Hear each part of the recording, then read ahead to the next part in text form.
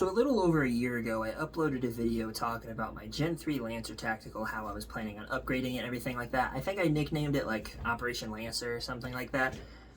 Well, you've been on the channel for a while. You've seen this is what was a Gen 3 Lancer Tactical rifle. It's been completely upgraded on the inside with the exception of this drop stock adapter on the outside. But I got the Polar Kythera in it with the Max Pro hop up and an upgraded inner barrel. I added a recess suppressor look to it. And then I also hydro dipped the stock and the handguard for assignment while I was working on SDI. Speaking of SDI, if you don't follow me on Instagram, there's my QR code right there, go follow me. But I did finish that AR-15 and it does work.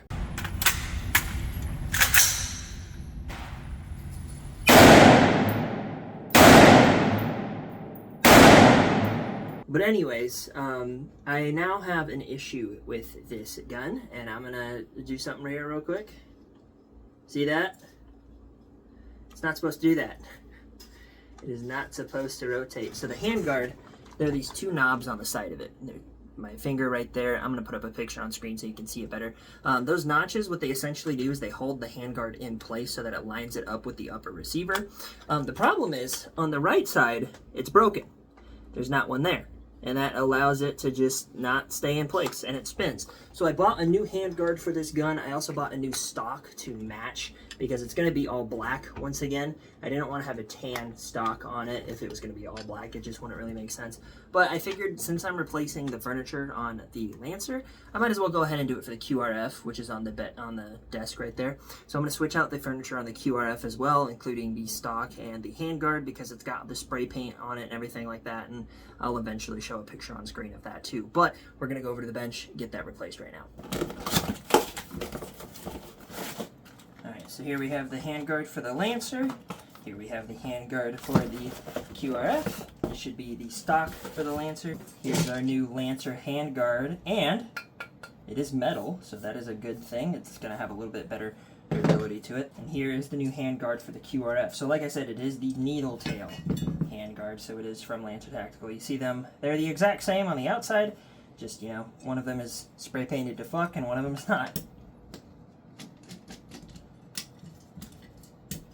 So we loosen that screw, barrel nut comes out. Since it's the exact same barrel nut as the one I already have, we're just going to slide that right back on top.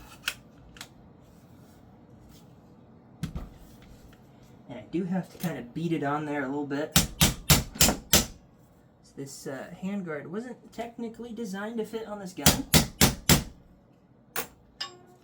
Just gotta kind of make sure that's lined up properly. Give it a little bit of influence on there, and then just tighten the screws down. And there we have the new handguard on the QRF.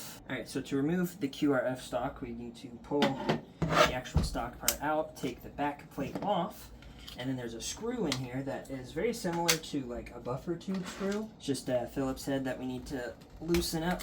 It's in there pretty tight. So once that screw is loose, this part comes out here. Again, this is pretty similar to like standard M4 buffer tube stuff. And then the actual tanker style stock comes right off. And the cord, the wire for the battery comes out as well. It's just currently getting stuck. There it goes. And then it's as simple as just replacing it. So this goes threaded back in, back on like so. We're just going to screw this back into place. Alright, so with that in there tight, we just tuck the cord back in, pop this new plate back on, like such. And then the new stock goes in, and that is how easy it is to replace the stock of the gun. So this is as if it were brand new, straight out of the box. Some handguards are designed a little bit differently. So for this one, there's just simply these two screws here that you have to loosen out.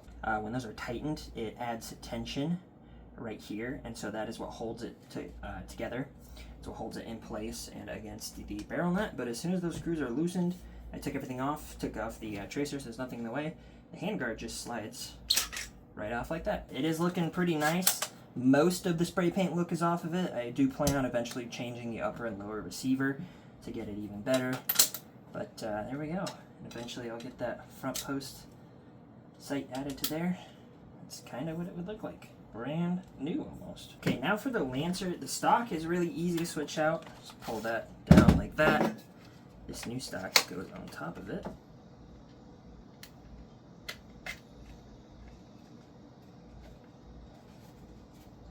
Maybe just improvise a little bit.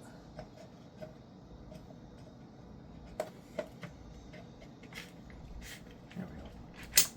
It did work. So there's a new stock on there. It's a slim style stock. I like that. Looks pretty cool. The handguard here. Just gonna remove the upper receiver here. Take out the inner barrel and the hop up. Set the lower and that to the side. There are these 4 screws on either side of that you're supposed to remove. But I'm gonna have to take this suppressor out first because I do have this grip still mounted in there. Get that out in a moment. But that'll come off here, just like that. Barrel nut. Remove that. So here is the new handguard. It is a little bit shorter than this one. So I think this is about a 13-inch. This one's about 11 inches. And then once again, we have to unscrew this over here. New barrel nut goes on.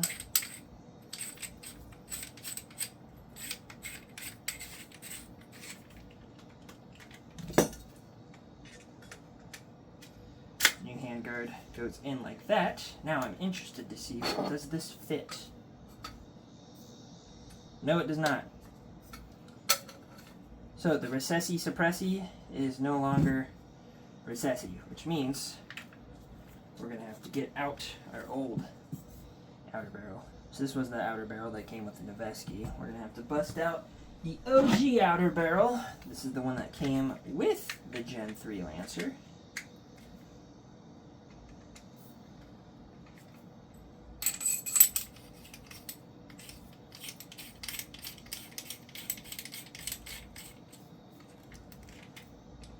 The thing I'm nervous about is this is still kind of loose in there. It's wobbling around a little bit.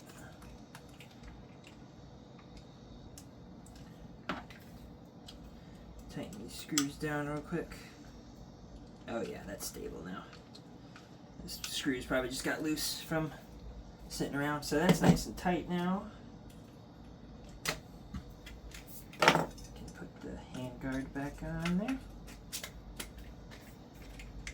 So that's how it's going to look from now on. Although I can't recessi suppressi it, you still can put the suppressor on there. That looks kind of cool. I might end up actually buying a barrel a little bit shorter of an outer barrel that I can put on there. We'll see. But now these screws need to be tightened. These notches right here line up on the side. I know you can't really see that very well, but so that is now completely secured. Alright, so here's everything all laid out. Got the new furniture on and everything, and I put it next to its old furniture so you can kind of see the difference here.